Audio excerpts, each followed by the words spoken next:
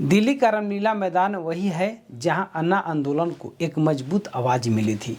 इसी मैदान के मंच पर भाषण देते हुए और सरकार की नीतियों को ललकारते हुए अरविंद केजरीवाल एक आंदोलनकारी से नेता बने थे। इसी मैदान पर अनशन करके उन्होंने सियासत में कदम रखा था। यहीं से उन्होंने नई पार्टी बनाई और फिर दिल्ली की सत्ता पर काबिज हो गए। इस कहानी को समझने के लिए आपको करीब 14 साल पीछे चलना होगा। साल 2011 का अगस्त महीना था जब समाज सेवी अन्ना हजारे ने जन लोकपाल बिल को लेकर सरकार के खिलाफ विरोध प्रदर्शन शुरू किया था। धीरे धीरे इस प्रदर्शन ने आंदोलन की शक्ल ले ली और देश भर में सरकार के खिलाफ आवाज़ उठाने लगी। रामलीला मैदान पर हर रोज़ हजारों की संख्या में लोग पहुंचने लगे। अन्ना हजारे के अलावा एक और नाम धीरे धीरे लोगों के जुबान पर चढ़ने लगा। वो नाम था केजरीवाल। केजरीवाल के प्रशासनिक अधिकारी बनने से लेकर पुरस्कार जीतने तक के किस्से रामलीला मैदान पर माइक से चीखने लगे थे।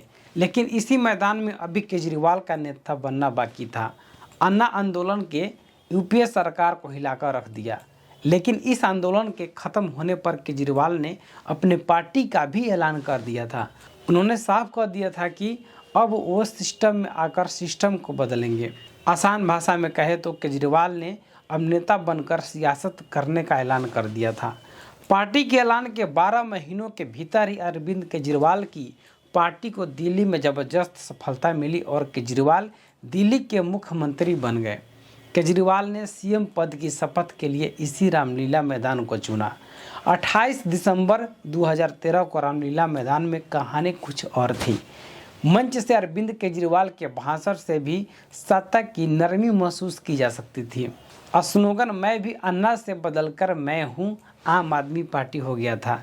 बीजेपी 27 साल बाद दिल्ली में सरकार बनाने जा रही है। बीजेपी के लिए ये जीत कई मायनों में खास है। इसीलिए रामलीला मैदान पर शपथ ग्रहण की तैयारियां हो रही है। बताया जा रहा है कि शपथ ग्रहण समारोह में 3 मंच बनाए जाएंगे।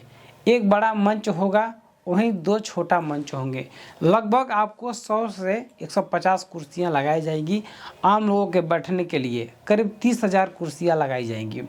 बता दें कि हाल ही में संपन्न दिल्ली विधानसभा चुनाव में भाजपा ने 70 में से 48 सीटें जीतकर आपको सत्ता से बेदखल कर दिया।